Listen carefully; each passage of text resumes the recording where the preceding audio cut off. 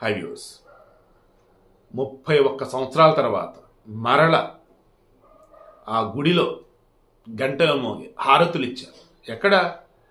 జ్ఞానవాపి మసీదులో దక్షిణ భాగాన వ్యాస్క తెహకానా వ్యాస్క ఠెకానా అని చెప్పేసి ఒక ప్రాంతం అట.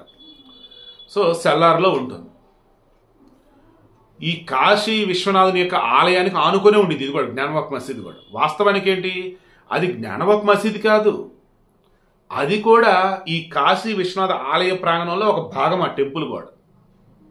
కానీ ఈ ఔరంగజేబు వచ్చిన తర్వాత ఏం చేశాడు, ఏకంగా గుడికి సంబంధించినటువంటి గోడలు పిల్లర్లు అన్ని యాస్ట్రీగా వాడేసి మెయిన్గా ఉన్నటువంటి మధ్య ప్రాంతం ఏదైతే ఉంటుందో మహామండపం, దానిని మసీదుగా మార్చేశాడు.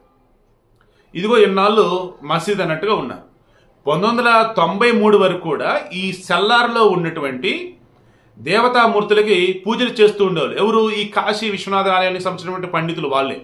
1500 సంవత్సరాలుగా తరతరాలుగా ఈ జ్ఞానవాపి మసీద్ అన్న ప్రాంతంలో దక్షిణ భాగంలో ఎక్కడైతే సెల్లారులో ఉన్నాయో అక్కడ ఒకే కుటుంబం వాళ్ళు పూజలు నిర్వహిస్తూ ఉంది.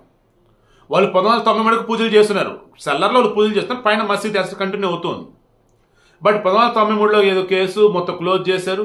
చివరికి ఇంకా మొన్న ఈ వారణాసి కోర్టు వచ్చేసి తీర్పిచ్చింది కదా, ఈ ఆర్కియాలజికల్ సర్వే ఆఫ్ ఇండియా వాళ్ళు వేసే నివేదిక మొత్తం చూసేసి అక్కడ వచ్చేసి హిందూ దేవాలయం ఉంది, ఇది హిందూ దేవాలయమే, దాని మీద ఈ మసీద్ నిర్మించారని చెప్పేసి సో ముందు పూజలు చేయడానికి అనుమతి ఇచ్చేసాడు. దాంతో బ్యారికేడ్లు అవన్నీ తొలగించేశారు. ఈరోజు తెల్లవారుజామున 3 గంటలకు వెళ్ళి ఆ పూజారులు ఎవరైతే ఉన్నారో వాళ్ళు పూజలు కూడా చేయటం జరిగింది. 31 సంవత్సరాల తర్వాత మరలా ఆ ప్రాంగణంలో పూజలు, స్వామివారికి హారతులు లైక్ ఇవన్నీ ఇచ్చున్నారు. ఇక రిమైనింగ్ ఆ మసీద్ ప్రాంతం ఏదైతే ఉన్నదో ఆ పైన వచ్చేసి మరలా ముస్లింలు ప్రార్థనలు వాళ్ళు చేసుకుంటారు, నమాజ్ అవి. ఇప్పుడు సెల్లార్లో వచ్చేసి హిందువులు పూజలు అవి చేస్తూ ఉన్నారు.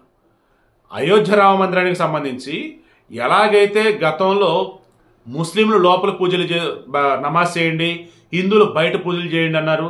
లేదయ్యా బాబు, మొత్తం మాదేనయ్యా, మా గుడి మాకు ఇవ్వండి అయ్యా, మా రామమందిరం మీద నిర్మాణం చేపడతామని చెప్పేసి కోర్టులో సంవత్సరాల తరబడి కేసులు నడిచాయి. చివరికి మనం వచ్చేసి మసీదుకి వేరే చోట ప్రాంతం ఇవ్వండి, వేరే చోట స్థలం ఇవ్వండి, ఇక్కడ వచ్చేసి రామ జన్మభూమి అంటున్నారు. అంటే దానికి సంబంధించి అన్ని ప్రూఫ్లు కరెక్ట్గా ఉన్నాయి, రాముడి గుడి కట్టండి అన్నారు, బ్రహ్మాండమైన గుడి కడుతున్నారు. అలా ఇక్కడ కూడా ఇదంతా కూడా విశ్వనాథుని యొక్క ఆలయం ఏదైతే ఉందో, కాశీ విశ్వనాథుని యొక్క ఆలయ ప్రాంగణం ఇదంతా కూడా ఇది మసీదు కాదు, ఆలయంలో భాగమే, కాబట్టి మొత్తం మాకు ఇవ్వాలని చెప్పేసి ఒక వాదన నడుస్తూ ఉంది.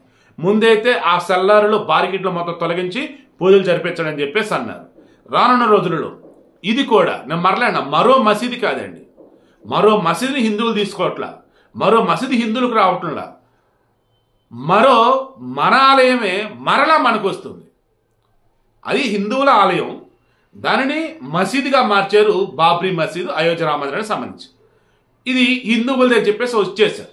ఇప్పుడు ఈ జ్ఞానవాపి మసీదుకి సంబంధించి కూడా అది కాశీ విశ్వనాథుని యొక్క ఆలయ ప్రాంగణంలో ఉన్నటువంటి ఒక భాగమే, అది మసీదు కాదు అని చెప్పి మన వాళ్ళకి ఇవ్వటం కోసమే ఇదిగో సాక్ష్యాలను కరెక్ట్గా ఉండబట్టి ఇప్పుడు ఒక అడుగు వేశారు, పూజలు చేసుకుంటే సెల్లార్లో ఉన్నటువంటి దేవతామూర్తులు. కానీ త్వరలో మొత్తం ప్రాంగణం కూడా ఈ కాశీ విశ్వనాథ ఆలయంలో భాగం అని చెప్పేసి గుర్తించి ఇవ్వాలని నేనైతే కోరుకుంటున్నాను. ఎందుకంటే క్లియర్గా 34 భాషలలో శాసనాలు, తెలుగు, కన్నడ, దేవనాగరి లిపి, సంస్కృతం అన్ని భాషలలో ఉన్నాయి.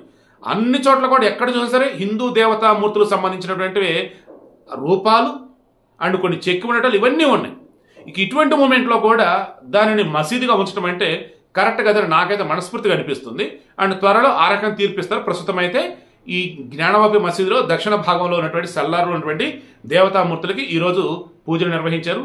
అండ్ ధూపదీప నైవేద్యాలతో యాస్టిజ్గా 1993 ముందు ఎలాగైతే నడిచాయో అటువంటి కార్యక్రమాలు ఇక్కడి నుంచి నడవబోతూ ఉన్నాయి.